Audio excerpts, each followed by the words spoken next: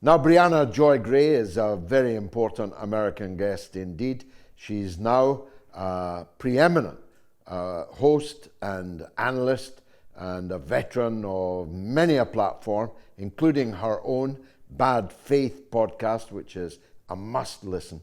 But formerly, she was the National Press Secretary for Bernie Sanders in his greatest days, which are sadly behind him. Briahna, welcome to the mother of all talk shows, and you are the mother of all American guests. So let me pay a particular tribute to your work.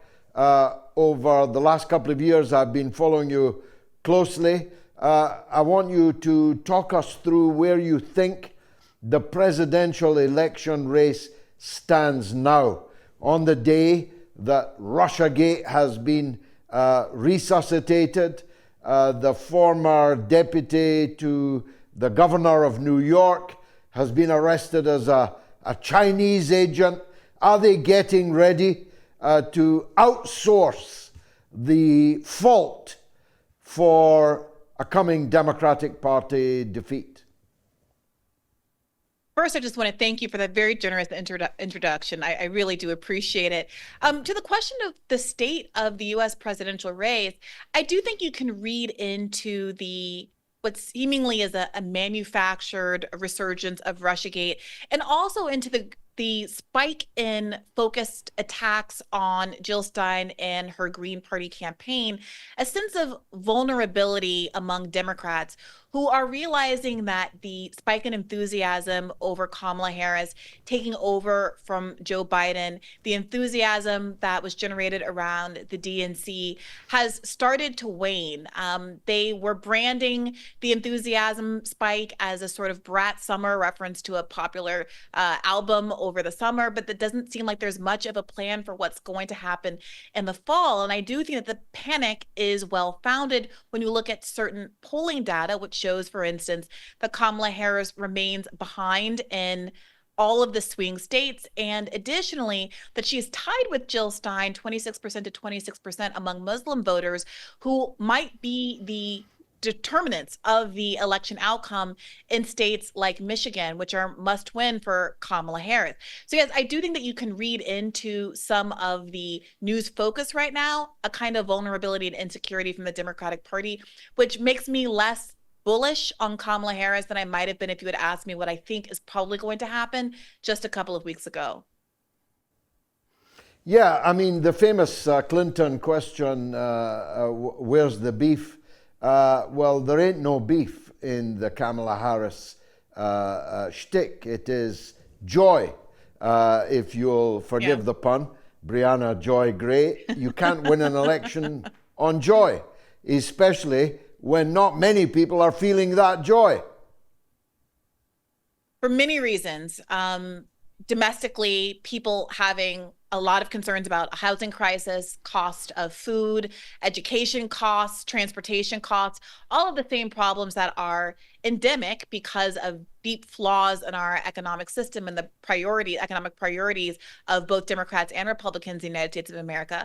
But it's also particularly pernicious, I think, to be trying to brand herself as carrying the politics of joy when she has been very clear that she is not going to break with Joe Biden's policy with respect to Israel, where a genocide is taking place and the ethnic cleansing regime has moved into the West Bank and not just limited to Gaza.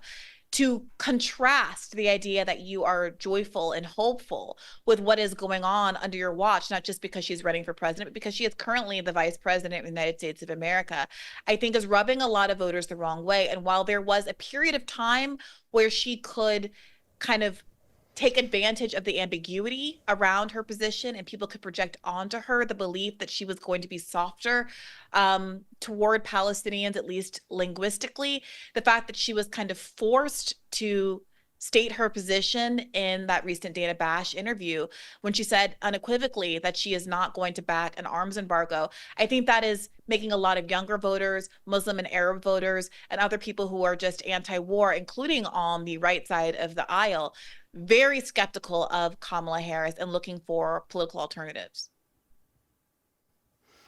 Yeah, I mean, who's running America, Briahna? Many of us are asking this. It's clearly not the old guy on the deck chair on the beach in Delaware again. It's clearly not Miss Joy, who's cackling around the country on the election trail. We're in the middle of multiple international crises, at least two of which could lead to World War III. It is a matter of some mystery to the rest of the world as to who's actually running America. Yeah, I mean, I do think the answer to that question is the same, frankly, regardless of who is technically sitting in the White House. And the kind of absence of Joe Biden from the political scene and the lack of confidence in Kamala Harris as his understudy is just really underscoring the extent to which money runs the United States of America. If you want to see how a politician is going to behave, you should look at who's on their donor rolls. And that is why you're seeing this consistency of policy between Donald Trump, Joe Biden, and Kamala Harris on these key matters, including and principally, as you point out, foreign policy. I think that anybody who's afraid is very right to be afraid, but I don't think it's necessarily just because Kamala or Biden is or isn't at the helm. It's because the same forces of the military industrial complex that have been leading American policy for since time immemorial, frankly, are the same ones that are driving U.S. policy in a way that is accelerationist in the region, and that doesn't seem to have a lot of concern about the very legitimate threat of World War III. I would have liked, with all of my heart, for all kinds of sentimental as well as political reasons, to have been able fully to support RFK Jr.'s presidential run. But the atrocity of his view on the Israel-Palestine conflict made that completely impossible. But that doesn't mean I cannot dispassionately evaluate the impact that I think his going over to the Trump campaign may have on the outcome. It seems to me that at least his 5%, and maybe more, at least his 5% will go to Trump. Dr. Jill, my friend, the one I'm supporting, Dr. Jill Stein, is a net loss for the Democrats. Anyone that votes for her is a vote off Kamala Harris. The Democrats are not lying about that. And therefore, for both of those reasons, the way I see it right now, it's Trump's prize to win. He can only lose it now. The Democrats will not be able to win it. Well, I agree with parts of that and not others. I do think there are a lot of Green Party voters who are Green Party voters or independent voters first and foremost, who might have voted for Bernie and been brought into the Democratic Party because of Bernie Sanders, but are not typically Democratic voters. Bernie performed better than any other candidate in that very crowded 2020 race with independents, and has that particular appeal. And I don't think it's a one-to-one of Jill Stein voters who would otherwise have voted for the Democrat, Kamala Harris, especially in the context of the war in Gaza, which is such a key issue for so many people in this race in particular. I would point out that in 2016, there were more people in Michigan who voted and left the top of the ballot blank. In other words, went to the polls, stood in line, voted for all the down ballot candidates, but refused to vote for Hillary Clinton, then were needed for Hillary to win in that state. So in other words, there were people who wanted to vote and who even wanted to vote for Democrats down ballot, but uniquely didn't want to vote for that candidate. So the idea that the Green Party vote is dispositive in these elections isn't entirely true. There was a similar statistic back in 2000 with Ralph Nader, where more registered Democrats in Florida voted for George Bush than voted for the Green Party. So there's a lot of interesting stuff happening there electorally. I do agree that most RFK Jr. voters were likely to vote for the Republican and the alternative anyway, but I also share your concern that RFK Jr. could have done something really interesting. He could have used the dissatisfaction with the two major candidates at the time, Donald Trump and Joe Biden, to build a third party, to build something institutionally that lasted longer than his individual run, that really presented a challenge to the duopoly.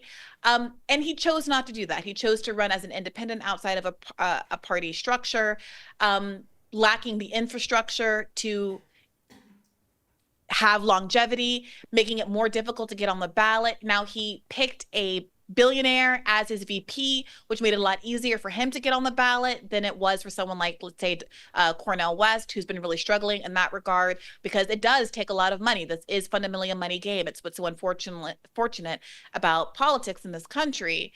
That being said, it wasn't enough. He obviously ultimately capitulated.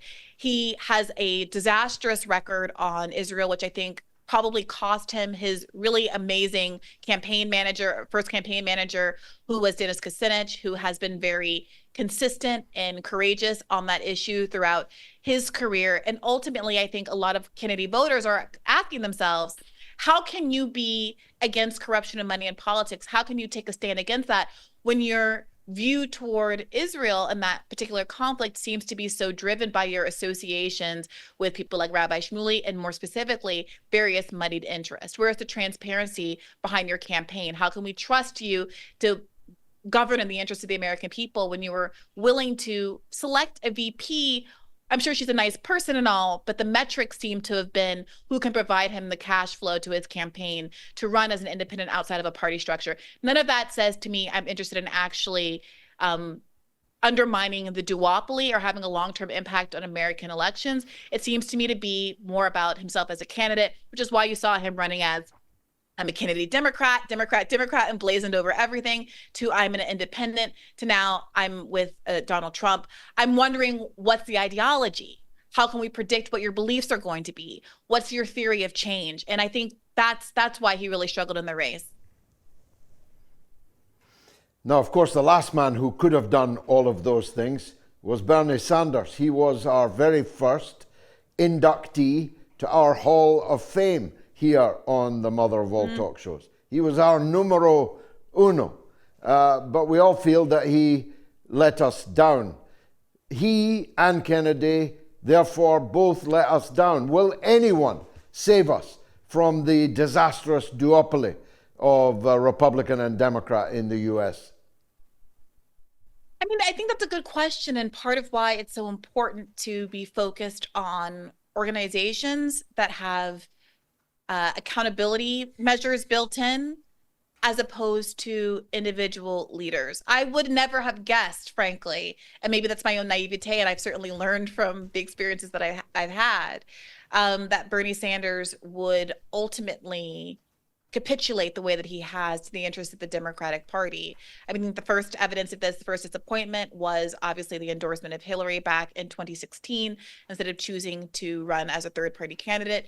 In 2020, I felt it was even more egregious, largely because he endorsed so quickly, seemingly getting very little in the way of concessions. The oral concessions that he got from Joe Biden to say at least press for a $15 minimum wage were immediately sabotaged by the Democrats in the spring of Joe Biden's first term. And despite those disappointments, those betrayals, Bernie Sanders again endorsed early Joe Biden even prior to a primary season being played out. The Democrats actively suppressed the primary, and you didn't hear a peep about it from people like Bernie Sanders or AOC or many of the other progressives who immediately endorsed and fell in line, even when there was the potential of having a real challenger, even when someone like RFK Jr., for instance, was still in the race running as a Democrat, not to mention Marianne Williamson and Dean Phillips. To answer your question, I do think it relies on building party power. It's why I am particularly interested in the Green Party right now, because Jill Stein is the only person running within the context of a party system that can do the work between elections to elect candidates down ballot, local candidates, and to also have the possibility of getting to 5% of the vote, at which point they get federal matching funds and ballot access. They make it much easier to mount even more impactful campaigns down the line. But I think the crucial thing is to get people to understand, get the American voter to understand that it is falling for the vote blue no matter who, that enables the two parties to play off of one another and offer the public less and less every single round. And if someone doesn't stop it, if someone doesn't divest from that system and buy into alternatives, I'm really fearful of where this could lead us ultimately, not just as a nation, but because of the impact of America on the global scale as an entire globe. Amen. Give Dr. Joe my regards and best wishes, please. Briahna Joy Gray, Will do. It's been a joy to interview you here on the Mother of All Talk Shows.